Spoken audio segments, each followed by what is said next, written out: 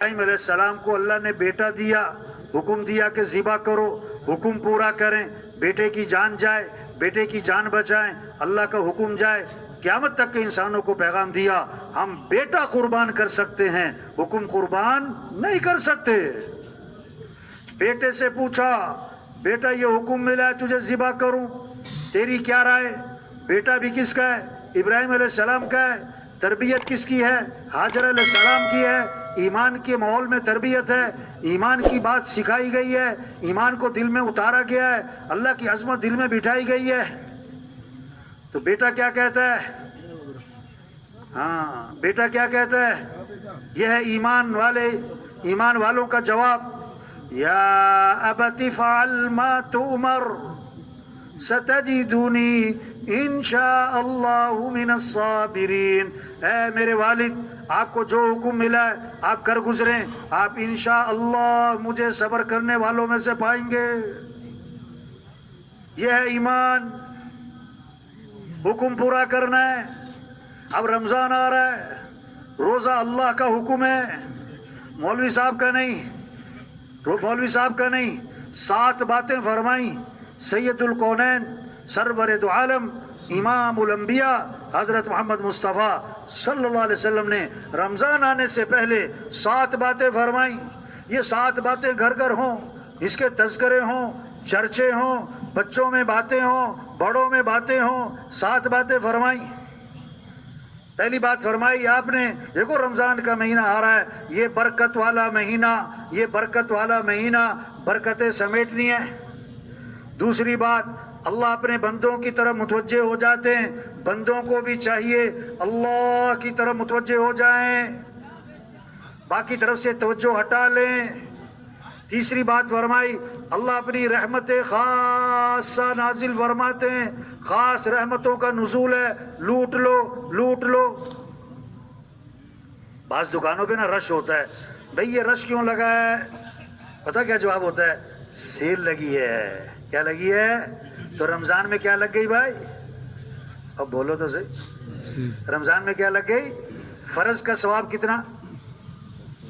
بولو، فرض کا ثواب کتنا؟ 70 گنا۔ نفل کا ثواب؟ نفل کا ثواب؟ شیاطین کیا ہو گئے؟ بولتے جاؤ۔ جنت کے دروازے کھل گئے، جہنم کے دروازے؟ تو سیل لگ گئی۔ اللہ اپنی رحمت خاصہ نازل فرماتے ہیں۔ چوتھی بات، بندوں کی خطاؤں کو معاف فرماتے ہیں۔ یہ معافی مانگنے کا مہینہ ہے، اس لیے شب قدر جیسی رات میں کیا دعا سکھائی؟ اللہم انکا عفو تحب العفو فاعف عنی۔ اے اللہ تو معاف کرنے والا ہے، معافی کو پسند فرماتا ہے، اے اللہ مجھے معاف کر دے۔ ہمارے سے بہت غلطیاں ہوتی ہیں، کمیاں ہیں، کوتاہیاں ہیں، گناہ ہیں، قصور ہیں، لغزشیں ہیں، اللہ معاف کرنے والے ہیں۔ یہ معافی مانگنے کا مہینہ ہے، اللہ سے معافی مانگو۔ پانچویں بات، اللہ بندوں کی دعاؤں کو قبول فرماتے ہیں، یہ مانگنے کا مہینہ ہے، مسئلوں کا حل اللہ سے مانگنا ہے۔ ایک اللہ کی ذات ہے جس سے مانگو تو خوش، نہ مانگو تو ناراض۔ اللہ کو پسند ہے، حدیث میں آتا ہے کہ اللہ سے مانگا جائے، اللہ سے مانگا جائے۔ سحری کا وقت کہ مانگو اللہ سے، افطاری کا وقت کہ مانگو اللہ سے۔ سارا دن روزہ، اب افطاری کا وقت ہے، افطاری کا وقت ہے، بھوک لگی ہوئی ہے، پیاس لگی ہوئی ہے، زبان خشک ہو رہی ہے، پیٹ کمر سے لگ رہا ہے، اب اللہ کے سامنے ہاتھ اٹھائے گا، اللہ کے سامنے ہاتھ اٹھائے گا۔ جو کام پیسوں سے نہیں ہوتے، حکومتوں سے نہیں ہوتے، وہ اللہ کام دعاؤں سے کر دیں گے۔ رمضان کا مہینہ شروع ہوتا ہے، اللہ عرش اٹھانے والے فرشتوں سے فرماتے ہیں اپنی اپنی عبادت چھوڑ دو، اب تمہارا ایک ہی کام ہے، روزے داروں کی دعاؤں پر آمین کہتے رہو۔ چھٹی بات فرمائی، اللہ فرشتوں کے سامنے فخر فرماتے ہیں رمضان میں، دیکھو میرے بندے دن میں روزہ رکھتے ہیں، دن میں روزہ رکھتے ہیں اور رات کو میرے سامنے کھڑے ہو جاتے ہیں۔ حدیث میں آتا ہے جو رمضان میں روزہ رکھے اور رات کو قیام کرے، اللہ اس کے گناہوں کو معاف فرما دے۔ دیکھو میرا بندہ بھوکا اور پیاسا، کھانا سامنے ہے، پانی سامنے ہے، کوئی اسے دیکھنے والا نہیں، میری وجہ سے کھانا پینا چھوڑا ہوا ہے۔ فرشتوں کے سامنے فخر فرماتے ہیں۔ ساتویں بات فرمائی، اللہ تمہارا نیکیوں میں ایک دوسرے سے آگے بڑھنا اس کو دیکھنا چاہتے ہیں، تمہارا تنافس، نیکیوں میں دوڑ لگاؤ۔ یہ نیکیوں کا مہینہ، یہ خیر کے کاموں کا مہینہ، یہ اعمال کا مہینہ، یہ قرآن کا مہینہ، یہ ذکر کا مہینہ، یہ دعاؤں کا مہینہ، یہ اعمال کا مہینہ۔ فرمایا رمضان میں 4 چیزوں کی کثرت کرو۔ حدیث میں آتا ہے، ایک لا الہ الا اللہ، لا الہ الا اللہ، کثرت کرو۔ دوسرا استغفار کی کثرت۔ تیسرا، اے اللہ میرا ٹھکانہ جنت بنا، مانگو۔ چوتھا کہ اللہ مجھے جہنم سے بچا۔ یہ 7 باتیں فرما کر حضور صلی اللہ علیہ وسلم کا لہجہ اس میں سختی آئی۔ آپ نے فرمایا بد نصیب ہے وہ شخص جو اس مہینے میں بھی اللہ کی رحمت سے محروم رہ جائے۔ اوفو، بد نصیب ہے وہ شخص جو اس مہینے میں بھی اللہ کی رحمت سے محروم رہ جائے۔ ہاں، کتنے لوگ ہیں رمضان آتا ہے اور چلا جاتا ہے اور وہ زندگی میں کوئی تبدیلی نہیں آتی، وہ پھر بھی گناہوں کو نہیں چھوڑتے۔ اتنے برکت والا مہینہ آیا، رحمتوں والا مہینہ آیا، شیاطین قید ہو گئے، جہنم کے دروازے بند ہو گئے، جنت کے دروازے کھل گئے، فرض کا ثواب 70 گنا، نفل کا ثواب فرض کے برابر، اور وہ پھر بھی اللہ کی طرف متوجہ نہ ہوا، اس نے پھر بھی گناہوں کو نہ چھوڑا۔ فرمایا بد نصیب ہے وہ شخص۔ اللہ کرے یہ آنے والا رمضان سارے مسلمانوں کی مغفرت کا ذریعہ بن جائے۔ اللہ کرے یہ آنے والا رمضان سارے انسانوں کی ہدایت کا ذریعہ بن جائے۔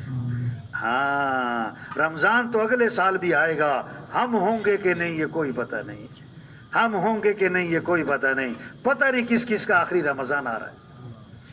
تبلیغ محنت ہے، کیسے سب اللہ کو پہچانے، اللہ کی مانے، نماز کا شوق، روزوں کا شوق، مال اللہ کے راستے میں خرچ کرنے کا شوق۔ مال اس لیے نہیں ہے خواہشات پوری کی جائیں، مال اس لیے نہیں ہے بڑے بڑے عمارتیں بنائی جائیں، مال اس لیے نہیں ہے بڑی بڑی سواریاں لی جائیں، مال کس لیے؟ اللہ کے راستے میں خرچ کریں، اللہ کے راستے میں خرچ کریں۔ ہاں، حضرت عائشہ رضی اللہ عنہا نے 70,000 درہم تقسیم کیے، اپنے کپڑوں پر پیبند لگے ہوئے تھے۔ حدیث میں آتا ہے جس مال کی زکوٰۃ نہ دی جائے گی وہ مال گنجا سانپ بنا کر قیامت کے دن اس کے گلے میں توق ڈالا جائے گا اور ڈسے گا کہ میں ہی تیرا مال ہوں، میں ہی تیرا خزانہ ہوں۔ ہاں، مال ہے تو اللہ کے راستے میں خرچ کرنا ہے، اللہ کے گھر بیت اللہ جانا ہے۔ حدیث میں آتا ہے جس پر حج فرض ہے اور وہ نہیں کرتا، آپ نے فرمایا مجھے کوئی پرواہ نہیں، یا یہودی ہو کے مرے یا عیسائی ہو کے مرے، توبہ توبہ، اللہ سب کی حفاظت فرما۔ آپ نے فرمایا حج فرض ہے تو حج کرنے میں جلدی کرو، ہو سکتا ہے کوئی عذر پیش آ جائے، سفر میں رکاوٹ آ جائے۔ یہ جذبہ پیدا ہو ہر مسلمان میں، یہ محنت، دین سیکھنے کا شوق آئے۔ گاڑی چلانا سیکھنا پڑتا ہے، بجلی کا کام سیکھنا پڑتا ہے، درزی کا کام سیکھنا پڑتا ہے، مشینیں چلانا سیکھنا پڑتا ہے۔ ارے میرے بھائی، ہم مسلمان ہیں، اسلام کو سیکھنا پڑتا ہے۔ ہمارے اللہ ہم سے کیا چاہتے ہیں؟ ہر مسلمان پر دین سیکھنا فرض ہے، ہر مسلمان پر دین سیکھنا فرض ہے۔ جسے نماز فرض ہے، نماز کو سیکھنا فرض ہے۔ جو تجارت کر رہا ہے، تجارت کے مسائل کو سیکھنا فرض ہے۔ زمیندارہ ہے، زمیندارے کے مسائل کو سیکھنا فرض ہے۔ ایک زمیندار کہنے لگا ایسی سوٹی آئی ہے کہ سپرے اثر نہیں کرتی، ہماری کپاس کی فصل، اسے سونڈی لگ گئی، فصل ضائع ہو گئی، ہمارا نقصان ہو گیا۔ اس سے پوچھا بھائی آپ عشر ادا کرتے ہو؟ عشر کہنے لگا عشر کیا ہوتا ہے؟ ارے بھائی سونڈی آئے گی پھر اور کیا ہوگا؟ آپ نے فرمایا اپنے مالوں کی حفاظت کرو، اپنے مالوں کی حفاظت کرو، زکوٰۃ ادا کر کے بیماروں کا علاج کرو، صدقے دے کر۔ مصیبتیں موجوں کی طرح آ رہی، ان کا استقبال کرو دعاؤں کے ذریعے۔ اللہ کے سامنے رونا، اللہ کے سامنے گڑ گڑانا، یہ مسئلوں کا حل ہے۔ تبلیغ میں محنت، ہر مسلمان دین کو سیکھے، گھروں میں تعلیم کے حلقے ہوں، مسجدوں میں تعلیم کے حلقے ہوں، اور اعمال کے فضائل کو سنا جائے اور اعمال کا شوق پیدا ہو۔ آج مال کا شوق ہے، اعمال کا شوق نہیں۔ مال والا بننا چاہتے ہیں، اعمال والا نہیں بننا چاہتے۔ سرمایہ وہ نہیں ہے بھائی جو موت پر چھوٹ جائے، سرمایہ وہ ہے جو موت پر ساتھ جائے۔ مال ساتھ نہیں جائے گا، اعمال ساتھ جائیں گے۔ ہاں، 500 کی جوتی ہے، 5000 کی جوتی ہے، یہ سب کی اتر جائے گی، آگے تو سب ننگے پاؤں ہیں۔ 5000 کا سوٹ ہے، 50000 کا سوٹ ہے، سب کا اتارا جائے گا، آگے کفن کفن کفن سب کا ایک ہی ہے بھائی۔ 2 مرلے کا مکان، 4 کنال کا بنگلہ، 2 ایکڑ کا بنگلہ، ارے بھائی قبر کا سائز سب کا ایک ہے۔ 20 لاکھ کا باتھ روم، آخری غسل تو پھٹے تختے پر ہے بھائی۔ 30 لاکھ کا بیڈ، آخری چارپائی جنازے والی سب کی ایک ہے بھائی۔ بڑا پیسہ آ گیا، 10 کروڑ کی گاڑی، ارے بھائی آخری سفر تو کندھوں پر ہے یا ڈالے پر ہے یا ایمبولینس پہ ہے۔ ہاں، 3 بھائی ہیں، حدیث میں آتا ہے 3 بھائی ہیں، ایک بھائی کہتا ہے میں دنیا میں تمہارے ساتھ ہوں، مرتے ہی میرا تمہارا معاملہ ختم۔ یہ کون ہے؟ یہ کون ہے؟ یہ مال، یہ جائیداد، یہ پیسہ، یہ زمینیں، یہ فیکٹریاں، یہ زیور، یہ گاڑیاں، یہ مرتے ہی وارثوں کی۔ دوسرا بھائی کہتا ہے تیرے مرنے کے بعد غسل دوں گا، کفن دوں گا، جنازہ پڑھوں گا، پھر دفن کروں گا، دفن کرنے کے بعد میرا تیرا معاملہ ختم۔ یہ کون سا بھائی؟ اس کے رشتہ دار، اس کا باپ، اس کا بیٹا، اس کا بھائی دفنا کے واپس، سگی ماں کو دفنا کے واپس، سگے باپ کو دفنا کے واپس۔ ہاں، آج اپنے پر مٹی نہیں پڑنے دیتے، پھر منو مٹی تلے دبائے جاتے، اور مٹی ڈالنے والے کون؟ اپنے۔ اور عجیب بات، ثواب سمجھ کر ڈالتے ہیں، ہاتھ بھی قبر پہ جھاڑتے۔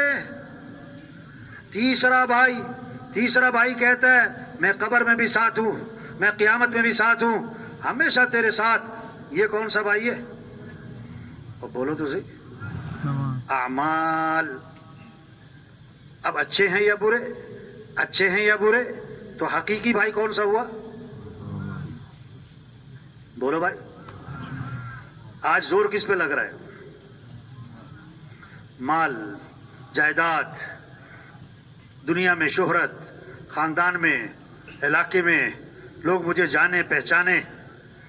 اور جس نے ساتھ جانا ہے، جس نے ساتھ جانا ہے، حقیقی بھائی عمل عمل عمل۔ ایک صحابی نے عرض کیا ای الناس خیر، اللہ کے رسول سب سے بہترین آدمی کون؟ سب سے اونچا، سب سے اعلیٰ، سب سے اچھا آدمی کون؟ آپ کا جواب سنو بھائی، فرمایا من طال عمرہ وحسن عملہ، جس کی عمر بھی لمبی ہو، اس کے اعمال بھی اچھے ہوں، اس کے اعمال بھی اچھے ہوں۔ ہاں، اس کی زندگی میں نماز، روزہ، ذکر، صدقہ، خیرات، لوگوں کے کام آنا۔ عرض کیا ای الناس شر، اللہ کے رسول سب سے برا آدمی، گھٹیا آدمی کون ہے؟ فرمایا من طال عمرہ وساء عملہ، جس کی عمر بھی لمبی ہو، اس کے اعمال بھی خراب ہوں۔ جھوٹ، دھوکہ، چوری، تکبر، حسد، بغض، نمازوں میں غفلت، ہاں یہ سب سے برا آدمی ہے۔ آپ نے فرمایا آج تم میں سے روزہ کس نے رکھا ہے؟ حضرت ابو بکر رضی اللہ عنہ کھڑے ہو گئے، حضور میں نے روزہ رکھا ہے۔ دوسری بات، آج تم میں سے کسی مسکین کو کھانا کس نے کھلایا ہے؟ حضرت ابو بکر رضی اللہ عنہ کھڑے ہو گئے، حضور مسکین کو کھانا بھی کھلایا۔ تیسری بات، آج تم میں سے کسی بیمار کی عیادت کس نے کی ہے؟ پھر کھڑے ہو گئے، حضور بیمار کی عیادت بھی کی ہے۔ چوتھی بات، آج تم میں سے کسی جنازے میں شرکت کس نے کی ہے؟ پھر کھڑے ہو گئے، حضور جنازے میں بھی شرکت کی ہے۔ آپ نے فرمایا جس آدمی میں یہ اعمال جمع ہو جائیں گے وہ تو سیدھا جنت میں جائے گا، کامیابی کا تعلق مال سے نہیں، چیزوں سے نہیں، عہدوں سے نہیں، سرداریوں سے نہیں، ڈگریوں سے نہیں، گاڑیوں سے نہیں، کامیابی کا تعلق آدمی کے ایمان اور اعمال سے ہے۔ اللہ کی مدد مال والوں کے ساتھ نہیں، اللہ کی مدد اعمال والوں کے ساتھ، سرمایہ وہ نہیں جو موت پہ چھوٹ جائے، سرمایہ وہ جو ساتھ جائے، ساتھ اعمال جائیں گے۔ سرمایہ دار مال والا نہیں ہے، سرمایہ دار اعمال والا ہے۔